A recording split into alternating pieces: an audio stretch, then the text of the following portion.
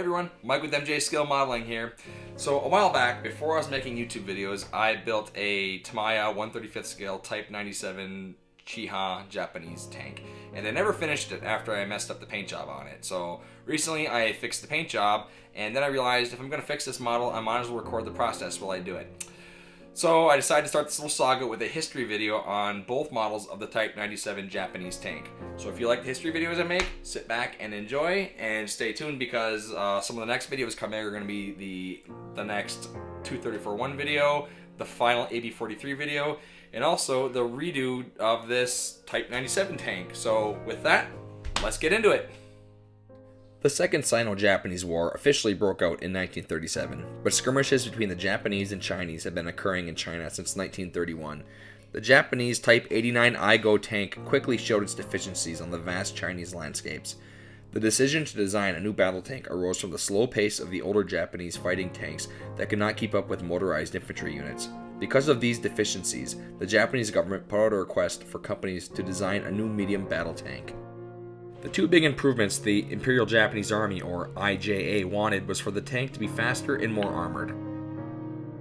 The Tokyo plant of Mitsubishi Heavy Industries and Osaka Arsenal began designing new prototypes immediately, with Mitsubishi designing the heavier, more expensive Type 97 Chiha and Osaka Arsenal designing the cheaper, lighter Chi-Ni.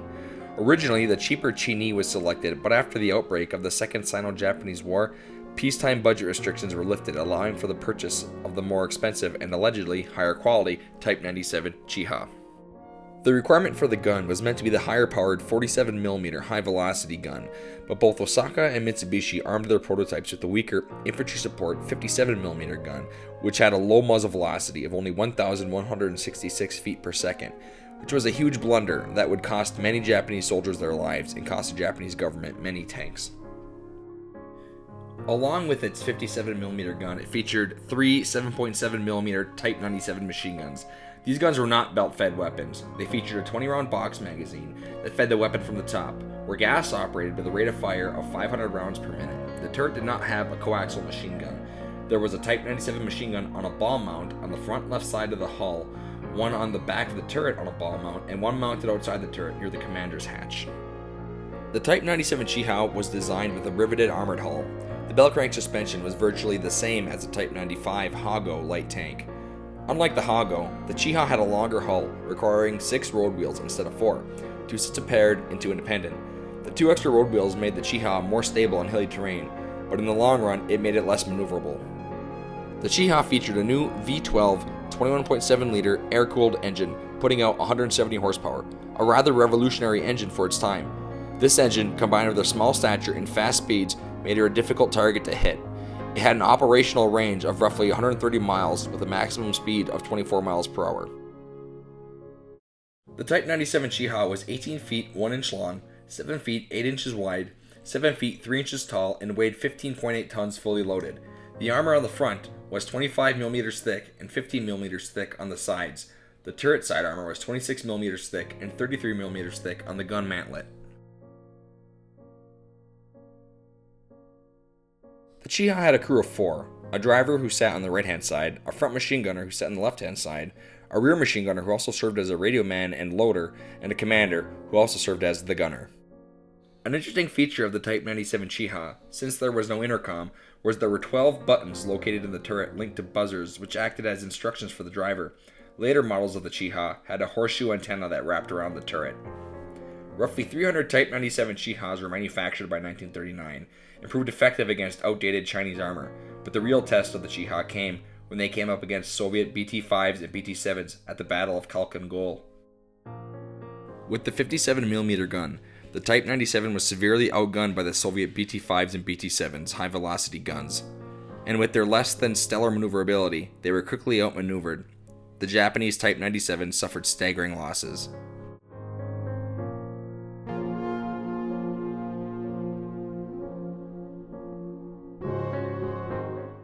After seeing how bad they got defeated at Kaleetan, they started to reevaluate the armament of the Type 97 Chiha. To specifically match the firepower of the Soviet tanks, they designed a new Type 1 47mm high-velocity anti-tank gun which with its longer barrel and higher velocity at 2,723 feet per second gave it a far greater armor penetration than the 57mm originally installed on the Chiha, which only had a muzzle velocity of 1,166 feet per second.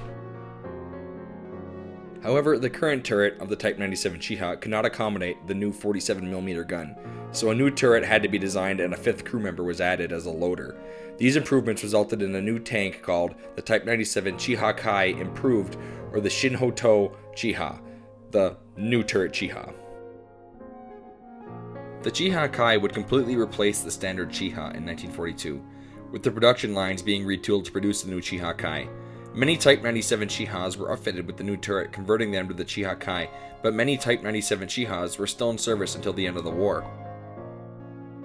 With the war turning to an island-hopping campaign, the Type 97 was effectively used in the Battle of Singapore, Malaya, and Burma. Due to their relatively small size and light weight, they were easy to transport and were effective in the thick and muddy jungles. Deployed against the British, the Type 97 could navigate terrain that the British believed could not be negotiated by armor and effectively snuck up on unprepared British units. The first combat that the Chiha Kai saw was in Corregidor. The 47mm gun was an extremely effective gun against the American M3 Stuart light tank. With the budget for the armed forces going primarily to the Navy, the Type 97 began falling behind. The 1930s tanks were coming up against newer, more capable 1940s American tanks. With a shortage of raw materials, the production and development of tanks was far behind the development and mass production of American tanks such as the M4 Sherman. The Sherman became a problem for the Japanese as the war progressed. Bigger and more heavily armored, the Type 97 Chiha was virtually ineffective against the Sherman. The Chiha Kai was capable of taking out a Sherman, but only if it was able to get in a broadside shot or catch it by the rear. The last real gasp of the Type 97 happened on the night of June 16th into June 17th, 1944, during the Battle of Saipan. The Americans had just landed the day before and were establishing a beachhead and were fully expecting and prepared for a counterattack. A large amount of Type 97s and Type 95s attacked, but the prepared Americans fought back with Shermans, M3 gun motor carriages, bazooka teams, and 37mm anti-tank guns. Over 40 Japanese tanks were destroyed.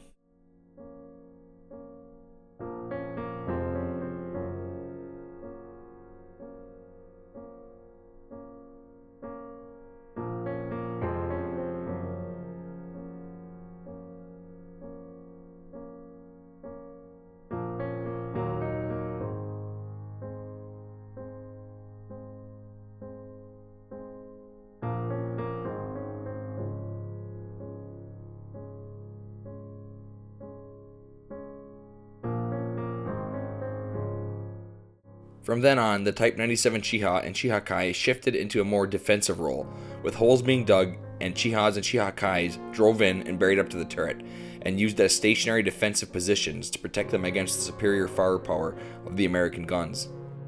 But it was too late. There was no stopping the relentless advance of the Americans. The Japanese surrendered on September 8, 1945, on the deck of the USS Missouri, and World War II was over.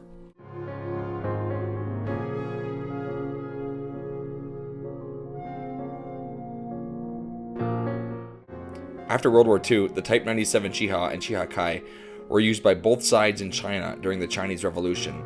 The Type 97 remained in the Chinese arsenal until 1949. When I went to research surviving Type 97s, I was surprised to find that there were a surprising amount of Type 97 Chihas and Chiha Kais that are still around today. There are Type 97s in Japan, China, Russia, Australia, all over Asia, and even in the United States. Some presentable, most are severely damaged, even less are actually running. But dotted across the landscapes of the Japanese theater of operations are the destroyed and rusting hulks of Type 97s. They can be seen popping out of the thick grass of fields or the dense bush of jungles, reminders of a war that is very quickly getting smaller in the rearview mirror of history, but will never leave the pages of history.